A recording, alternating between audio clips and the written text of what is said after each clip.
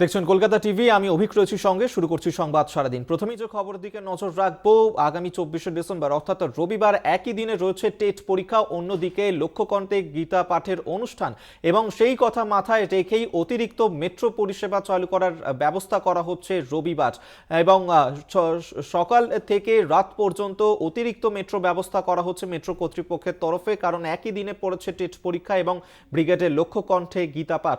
আমরা এই নিয়েই বিস্তারিত জানবো। শাশ্বতী রায় আমাদের সঙ্গে এই মুহূর্তে টেলিফোনে রয়েছেন। প্রতিনিধি শাশ্বতী, আগামীকাল যাতে কোনো রকম কোনো অসুবিধা না হয় পরীক্ষার্থীদের, এবং সেই ক্ষেত্রে মাথায় রেখে কি অতিরিক্ত মেট্রো পরিষেবার ব্যবস্থা করা হচ্ছে? দেখো, আগামীকাল যেহেতু টেট এক্সামিনেশন রয়েছে, সেই কারণে কিন্তু শহরের লাইফ লাইনকে বাড়তিভাবে চালানোর সিদ্ধান্ত কলকাতা মেট্রো কর্তৃপক্ষ।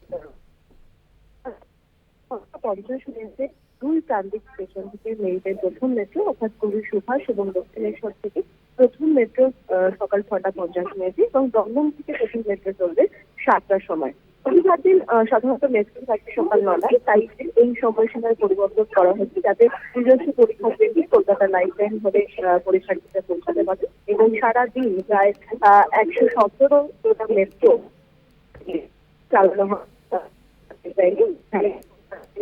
পরিষেবা থাকছে রবিবার 4 থেকে অনেকটাই বেশি পরীক্ষার্থীদের যারা পরীক্ষার্থী রয়েছেন তাদের অসুবিধা না হয় এবং সময়ের মধ্যে যাতে পৌঁছতে পারেন তার জন্য এই বার্তাটা। একেবারেই অবশ্যই। আপাতত ধন্যবাদ। শাশ্বতী রায় আমাদের সঙ্গে টেলিফোনে ছিলেন প্রতিনিধি। আপনাদেরকে আরেকবার জানিয়ে রাখি, যেহেতু আগামীকাল রবিবার 24শে ডিসেম্বর একই দিনে পড়েছে শহর কলকাতার, সেখানে ব্রিগেডের লক্ষ্যকণ্ঠে গীতা পাঠের অনুষ্ঠান রয়েছে, পাশাপাশি টেট পরীক্ষাও রয়েছে এবং সেই কথা মাথায় রেখেই অতিরিক্ত মেট্রো পরিষেবার কথা ভাবা হয়েছে এবং আগামীকাল সকাল 6টা 35 মিনিট থেকেই চালু হবে মেট্রো পরিষেবা।